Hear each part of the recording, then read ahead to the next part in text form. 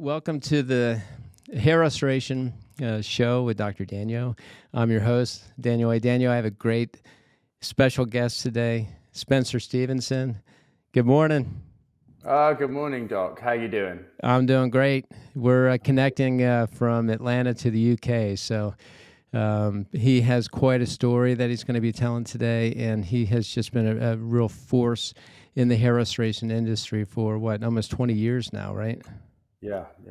And helped thousands of patients, really kind of connected the patients with top quality physicians. And really, you went through so much that we'll get into. The psychological toll on hair loss it's unbelievable.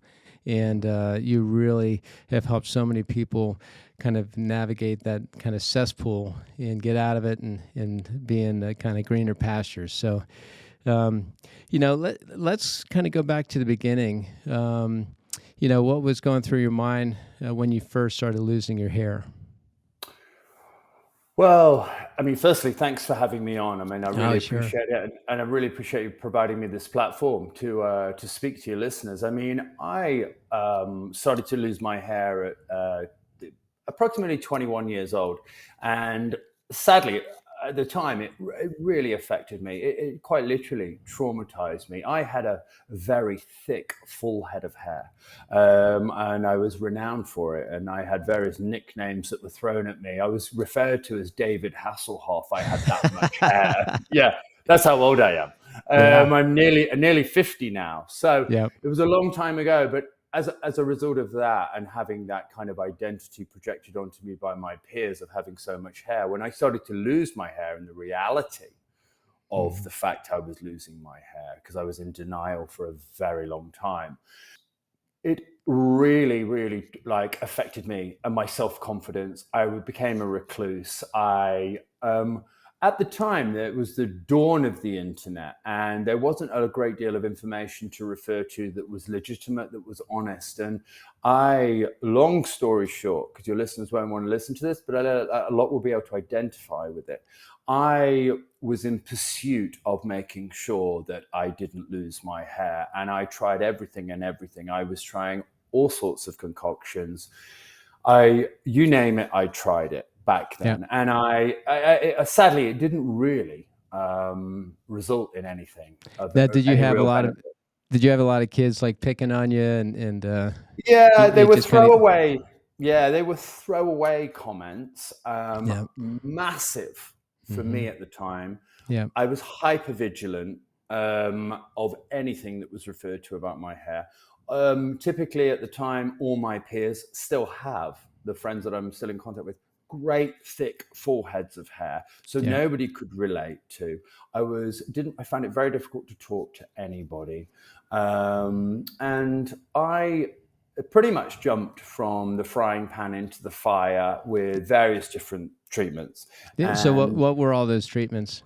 Well, I tried at the time, there was a laser treatment, and I tried that, which resulted in me losing a lot of money and time and hope, because nothing really happened. We were combining it back then, pretty much as everyone does now. I'm not here to say poo-poo laser treatment, but for me, it didn't work. And this was 20 odd years ago, so it's moved on. And then I tried wigs. I actually tried wigs for a time, which was a real psychological blow to me. And it really, really affected me. It scarred me, in actual fact, because I wore it. It was a system, as they called it back then. And it felt alien. It felt like I had something quite literally stuck to the top of my head. And it was at that point, which was brutal, I went out and I rolled around I played rugby, which is a big kind of male-dominated sport here, and very kind of alpha male peer group. And I was like a lamb to the slaughter. It was then on everybody's radar that I had an issue with my hair. And it was possibly, in some respects, the worst thing I could have done, but the best thing I could have done, because I quite literally pulled the Band-Aid off at that point, made quite a few of my friends aware, and they were quite supportive, in fact. And it was at that point I found hair transplantation as a result of being in the States. Prior to that, sorry, I shaved all my hair off and tried to deal with it, Yeah. and that was a struggle. That was So a real most struggle. of the hair loss, it was mainly in the front and also in the crown as well. It's the majority of it was in the front Yeah. third, and I was diffuse thinning. I'd lost a high percentage of my hair's density. Yeah. Just And volume was gone. yeah, for your listeners, you lose 50% of your hair before you realize you're losing your hair. So I'd also started to lose it in my crown region as well. And as a result of all that and opening up to a few people, I decided to shave it all off. And this was at a time that shaving your hair or shaving your hair off was not in vogue. It was just not trendy Yeah, it was to kind of do like that. you're a skinhead or something like that. You're a thug. You're Yeah. basically over here in the UK. You were deemed a thug, and I was not. Now it wasn't being referred to as David Hasselhoff. It was pretty much the Kojak jokes, and you can imagine. And there's a few kind of iconic UK British actors over here that I was getting referred to. And that just wasn't the identity I wanted to project. It wasn't me. I looked like a bar bouncer, Yeah. I was pretty stacked back then, and it just didn't suit my personality, which then made me go traveling. I went abroad to try and become anonymous and deal with these demons that were kind of forever resurfacing on a bit of a doom loop. And lo and behold, I saw a Super Bowl advert for Bosley. Yep. And the rest is history, because then I fundamentally became a repair patient. And it's a very long story. But I had surgery. I had a number of surgeries, and they were not successful. So your sadly. first surgery was a strip procedure, or what was it? It was a strip procedure. Now you're talking back in 2004. So 20 years ago plus, 21 years ago, my first procedure in New York. Wasn't here, done in the UK. At the time, it was probably deemed acceptable. Well, that was their excuse or their comeback, but I wasn't satisfied. It wasn't what I was sold. Sure. The hairline wasn't very natural. They gave me a strip procedure for 500 grafts. And by today's standards, I warranted 3,000 grafts in the front third. Okay, as a benchmark for anybody listening. So I had 500 grafts. Did pretty much nothing. Left me with a scar on the back of my head, but it did leave me with some growth, which sadly wasn't natural. So what was the hairline like really straight and just? Yeah, well, fortunately, it wasn't straight. It was where it's positioned today, but it was they were quite like mini and micro grafts, which was a standard thing back then. We didn't have refined follicular units whereby doctors like yourself design the hairline specifically with those grafts to create that feathered, natural look that Mother Nature has given us all, or did give us all, for our hairline. So it was, sadly, I was in it then. I'd committed to surgery. I was in the tunnel, and I needed to continue through it to get to the other side, because previously I'd lived under a hat, but now I was permanently under a hat. Now you were kind of locked in. So you've gone through 13 surgeries, correct? Correct. Now, for anybody listening, those 13 surgeries are over the course of approximately 15 years, and they are all small surgeries, relatively speaking. So to summarize, I had 4 strip procedures with Bosley on the bounce, not unsuccessful for the most part, and hence why I went on to have more. At that time, I did get on Propecia. That was the only thing that Bosley did bring to the table for me, which is, ironically, despite the fact I've had 13 hair transplants, the secret to my success, because what it did was prevented further loss. So from that point on, I really slowed down the progression of hair loss, which helped, but I was forever chasing my tail in the front, because I was now not only trying to fill the surface area, but also help me dilute down and camouflage and thicken up unnatural growing hair from previous procedures, and also a strip scar that runs ear to ear, which was the result of 4 strip surgeries, Yeah. which left me with quite a void in the back, which Sure. a number of those surgeries that I've consequently since had have been repair FUE surgeries into that strip scar. So Yeah. Which is it's been a journey. amazingly effective. It really is, and it Yeah. was for me. It was for me, definitely, and it's an option that people do have these days. I mean, fortunately, we've moved on significantly, and FUE surgery. I mean, I was one of the first people to actually have FUE surgery. And I had that in Canada with Dr. Robert Jones. I then had a surgery with Dr. Alan Vella. I then had a surgery with Dr. Ferraduni. And my last surgery was with the Harley Street Hair Clinic in London. All have been FUE procedures. So I've Yes. never had another strip procedure. Yeah. But all those doctors and clinics have helped nudge me on further to enable me to sport a very thick, natural, full head of hair, which combined with proven treatments, proven medication, I've been able to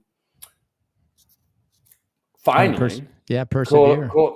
persevere and finally beat the battle of hair loss, or at least giving it a good fight. So And at what year was it when you kind of looked in the mirror and said, you know what, I finally got it. I feel like myself again.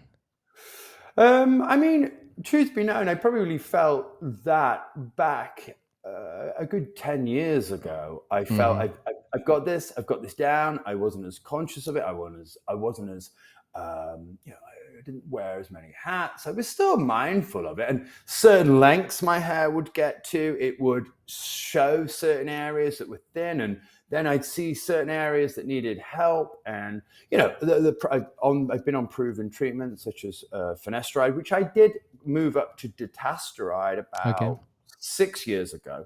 Yeah. Because it's a constant fight. It's like a marriage. Right. You're tied into this thing, and you've got to evolve with it. I tell my patients, when I do my consultations, I am treating a glacier, and this thing continues to move, and that's because you have the genetic propensity for male pattern hair loss, and it's there are ways to control that, and the biggest thing is going to be Propecia, finasteride, dutasteride. And I'd say about 50% of folks just don't see the value in it, and I see a lot of value. And you can prescribe it safely, and we also use a lot of oral minoxidil. I don't know about your experience with that, but I've great. a positive experience with oral minoxidil. I mean, I missed out. I've been on oral minoxidil as well for approximately 3 years and seen significant benefits as well. Not in overall hair regrowth, but in the quality of my hair. It's gone quite dark, So there's definite benefits to that. And just to reiterate, hair loss is progressive. It does not stop because you have been on finasteride for a few weeks and then you come off it. It's like brushing your teeth. You consistently have to do it to maintain the benefits. Yeah. Now, you went through all these surgeries, and another kind of theme that I have in consultations is I want one and done. I just want one procedure and I want it done. I don't want to go on medications. And for me, that's a lot of pressure, for one. And two, oftentimes it's not feasible. But the frustration for folks sets in. They want the quick fix. And I think you can safely say that is not the solution, correct? 100% it isn't correct. And this is what I do now in my role as a patient advocate is the key to this is patient education, because sadly the industry is built on deception. And what were the earliest red flags? Well, I think, for me personally, the red flag is like common sense. Retrospectively, I should have seen straight through it, and as people should do today. Like, if it sounds too good to be true in hair restoration, it is. So you have to use your common sense. However, when you throw vulnerability, desperation, isolation, depression into the mix, especially with these young guys who are seeing this heavy stream of, once they get on the algorithm and they're seeing all these Turkish clinics popping up, telling them that it's only a one-type procedure, and that these children, which they quite literally are, 20 years old, are believing what they're hearing, and to add insult to injury, these clinics are propping it up with making it affordable, which makes it appear too good to be true. And sadly, I spent a great deal of time counseling people and helping them find resolve with repair surgery, who have gone and quite literally jumped in with both feet based on an Instagram advert. As I'm sure you have dealt with many patients who they tell you their story when they open up, when the words are coming out of their mouth of Yeah. how they ended up having surgery. They're embarrassed to tell you, but that I have been there. I've been in those shoes, and I know what I'm it's seeing like. more and more fix-it cases. Yeah, Oh, 100%. unusually placed hair. I had somebody recently that had hair literally in the temporary sticking out at a 90-degree angle with huge follicles, 3 and 4 group follicles, and no singles, straight hairline. That took 3 procedures to correct that. And they do. Yeah. Yeah. And this is the thing that your listeners need to really understand, is it's like repairing a hair transplant procedure is, for the sake of researching the process for 6 to 12 months, to indeed invest in, you pay for what you get with hair transplantation. But if you become a repair patient, the money, the time, and the toll on your spirit is, you can't really quantify the cost. So it's really important that people really truly understand that being a repair patient is not, oh, I just go back in and have this resolved. This is surgery.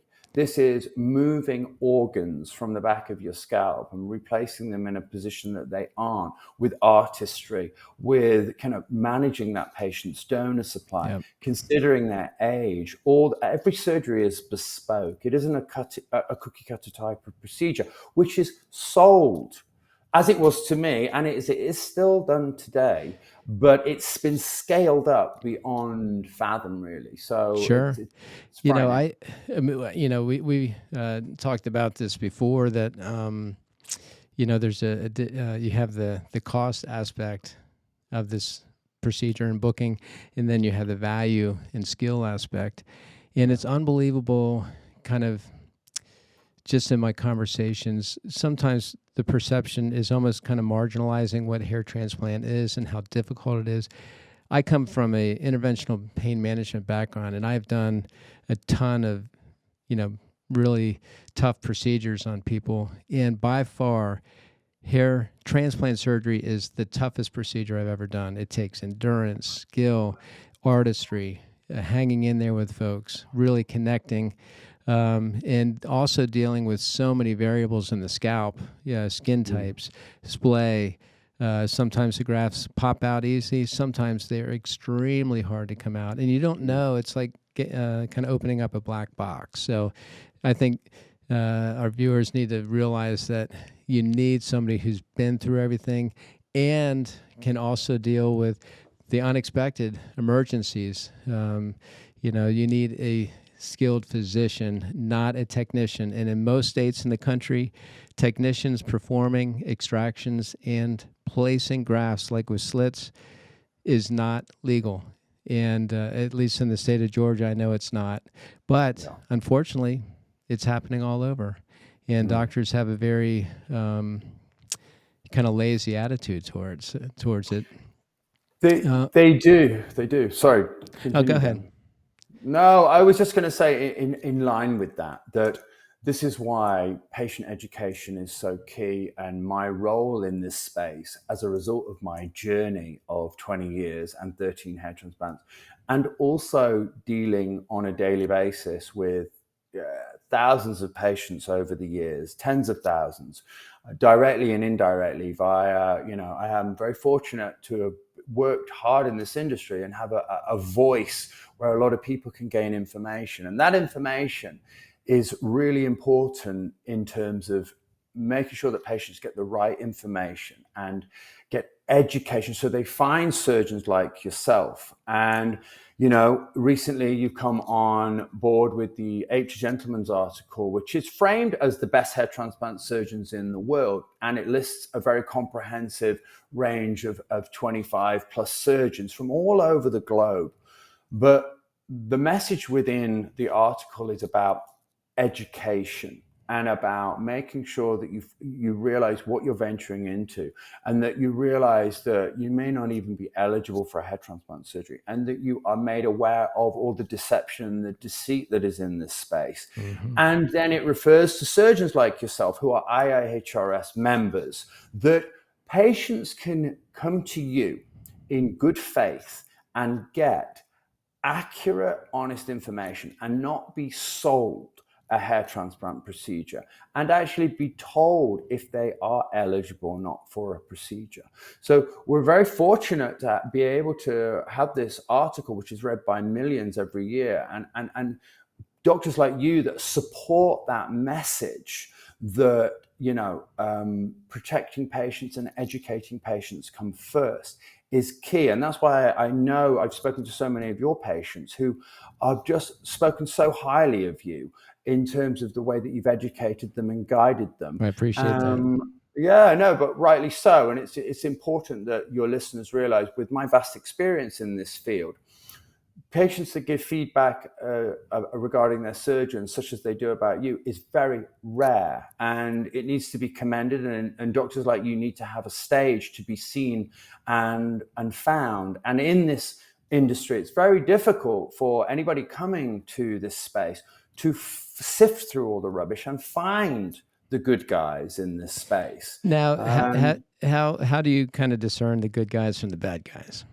Well, that comes through my own experience of liaising with countless patients for over 20 years. I mean, there's not many patient advocates in this space that can actually boast they've spoken to as many patients that I have done.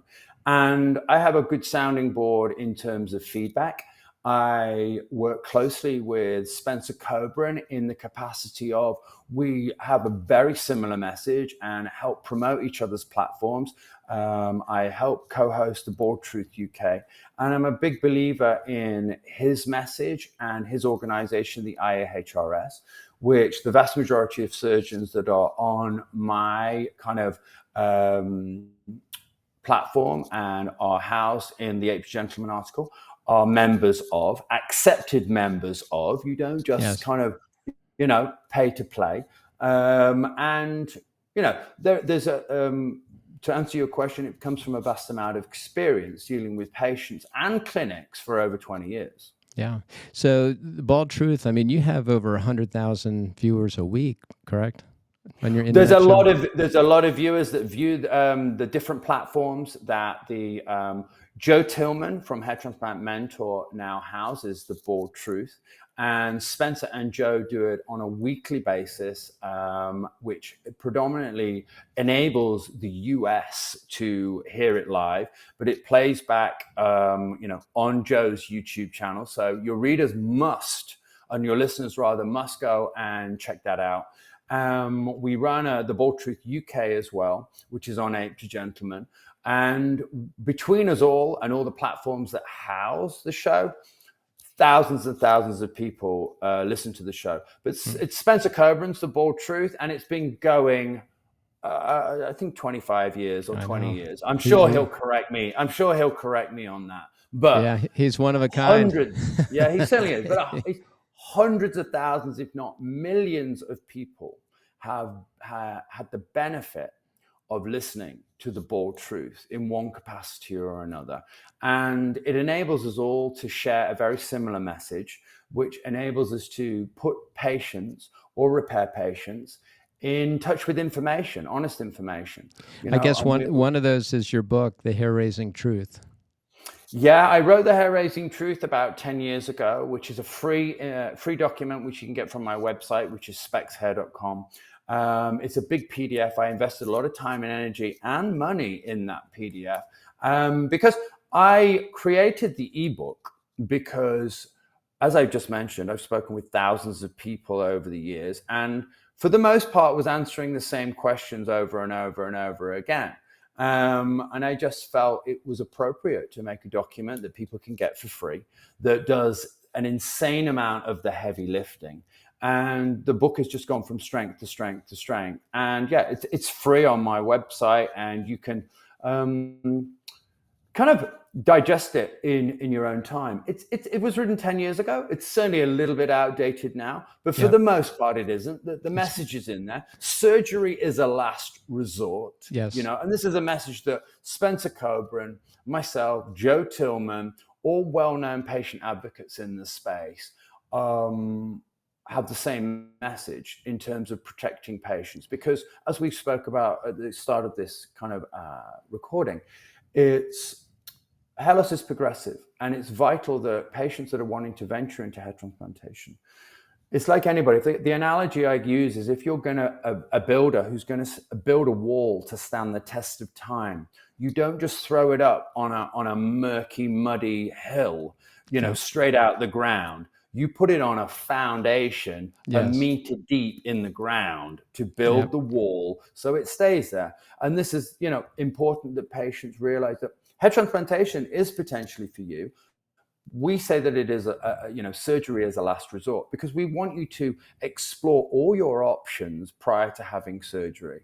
And doctors like yourself, I know, speaking to countless patients of yours over the years, speak the same message as well. And the more like-minded doctors that we can have that help us share this message, the more patients we can protect. Sure. Your book kind of talks about that hair loss isn't just about hair, it's about mental health. And, I think that's a huge component. People are absolutely suffering with this, oftentimes more than anybody knows. And so I think having a real empathy, I come from pain management, but I also did a brain injury rehabilitation fellowship and ran a large brain injury unit at Emory University and also a large rehab unit, trauma unit in North Atlanta. And you talk about suffering. I mean, across the board, the patient suffering, family suffering, you see the breakdown. But, through all of that experience, I mean, I went through just incredible journeys with folks, people that were literally, you talk to doctors or nurses in the ICU when they had their injury and they said, I don't think he's going to make it, or we should just let him go. And it's like, look, this patient's going to walk back in here one of these days.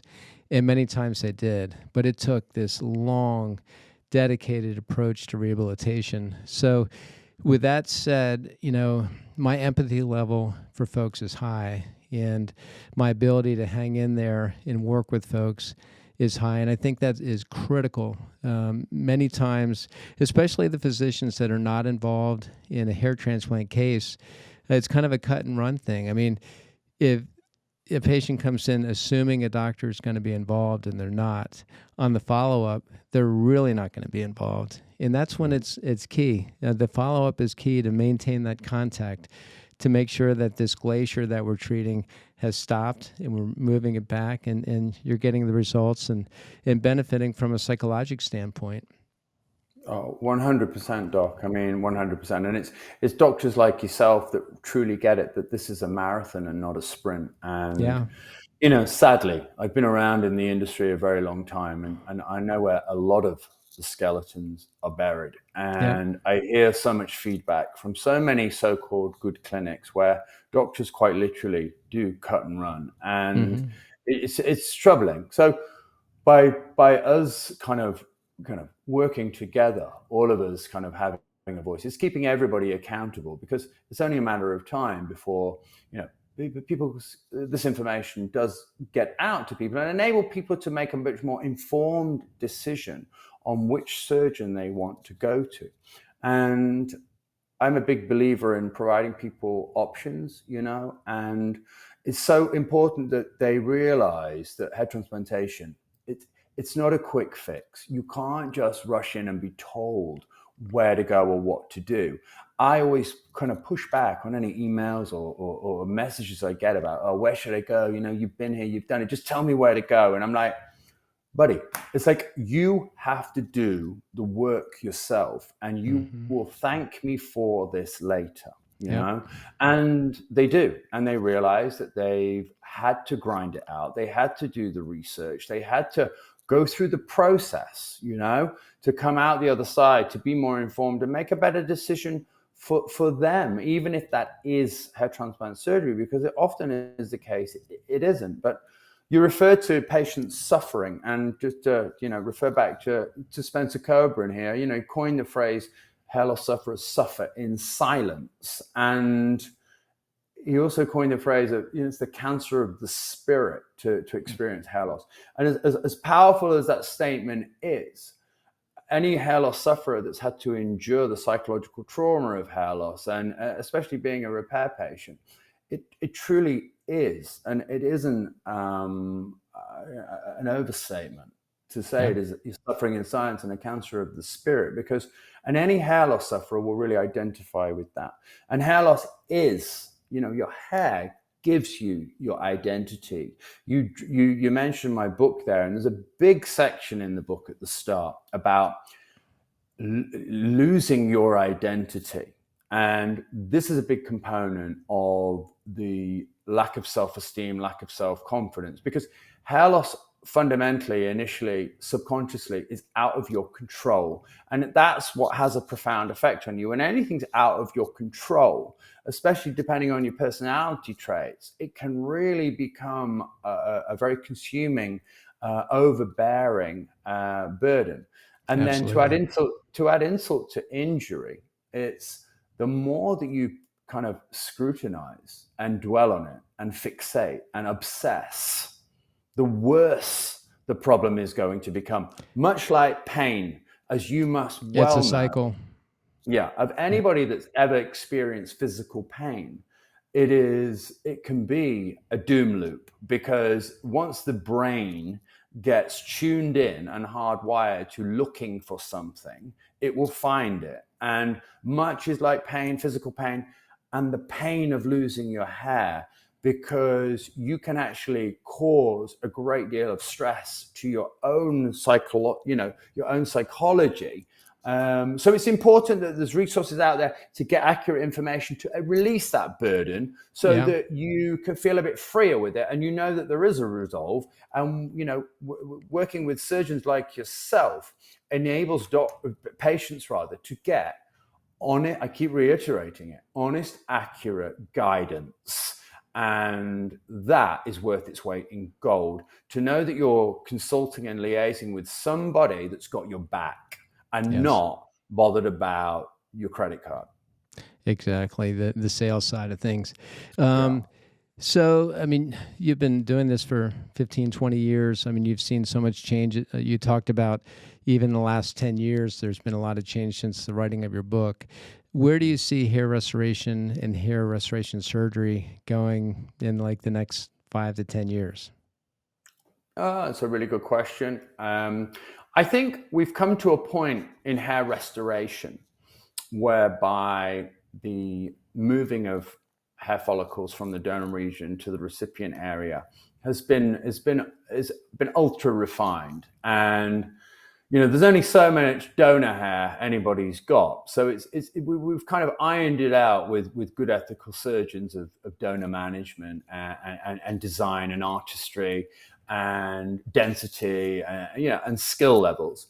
There's obviously there's always kind of the urban myth of hair cloning and us having an abundant supply of hair. If I had a pound for every time in my innings here in this industry, if it's only 5 years away, I'd be very wealthy. Sadly, I don't know. I think they'll clone other stuff before they clone hair. Much more what's deemed important organs, which you'd have to agree with them. But it's an industry built on money, and if there's enough money to be had in it, the hair cloning potentially could come down the pipe at some point. But in the next 5 years, I think my role is to only help create exposure to the good ethical practices, who are in real terms few and far between. In the big picture, there's so many clinics out there claiming to be the best in the world. There's all these Instagram adverts.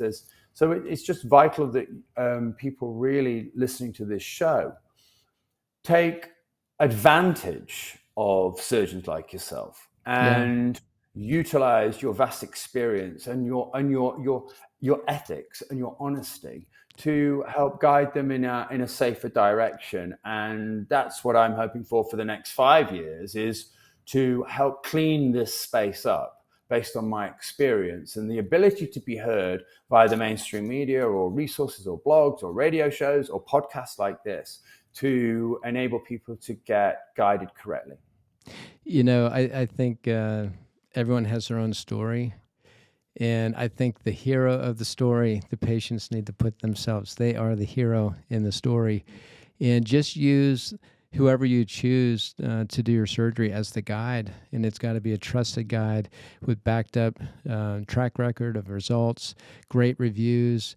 You feel the empathetic side that you really connect. It's so important to connect with who's ever doing it and make sure the physician is totally involved in your case from start to finish. I'm talking in the consultation, the pre-op, the operative period, and the post-operative period. So if somebody's listening right now, kind of feeling anxious, what's kind of your final advice to them? Well, don't be. You've found a safe place. You can have that back tested every which way. My information's out there for perpetuity. My advice to you would be, if you're going to put a bit of time into this, is make sure you're reading the right resources and talking to the right people.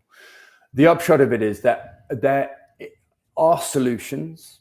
That you don't have to panic. You don't have to rush into anything. You must, despite the fact it's a bitter pill to swallow, you must be prepared to spend a good 6 to 12 months really researching this. And just be mindful that don't get your advice off Instagram or Facebook ads or any sponsored paid kind of advert, My final word would be definitely look into resources like the IAHRS, look into thebaldtruth.com, utilize my website, spexhair.com, or like we referred to the recent article, the 8 Gentlemen, Best Hair Transplant Surgeons in the World article, 2025 edition, will give you an incredible launch pad into accurate, honest information and enable you to contact people to guide you in a much safer direction. So you can take comfort in the fact that there are people out there that can help you, that have been through it and have come out the other side and only want to guide you in the right direction.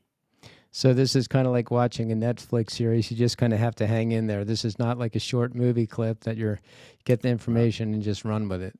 Far from it. And on that journey, there's going to be a lot of conflicting information. It's just the nature of the beast. Again, that comes about by this being a bespoke surgery. You, the individual, are unique. No two people are the same. Everybody has different hair loss patterns, different genetics, different, the effects of dihydrotestosterone on their body, on their scalp, on their hair. There's so many different variables that you will always find this contradicting information. So you have to home in on, the more time you spend, the less contradicting the information will become to you, because you will start to make sense of what's appropriate for you.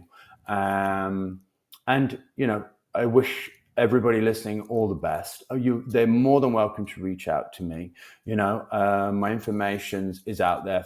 Like I say, just quickly Google my name, Spencer Stevenson, and you know, I'll gladly help in any way that I can. At SPEXHAA or HAIR.com. Yeah, Specs Hair. Spex Hair. The pseudonym Spex came about when I started posting on the forums 20 odd years ago, when at the time, you know, society had, as it still is today, it's still a taboo subject.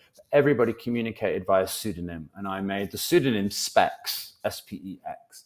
And then when I kind of got into the industry and I came out and I told my story, I'd already had the website, which was at the time a blog, set up spexhair.com. And the brand has just kind of stuck, and the reputation around that and all the information that feeds into that is quite something. And, you know, it'd be great if your listeners check it out, because it's a great resource for them.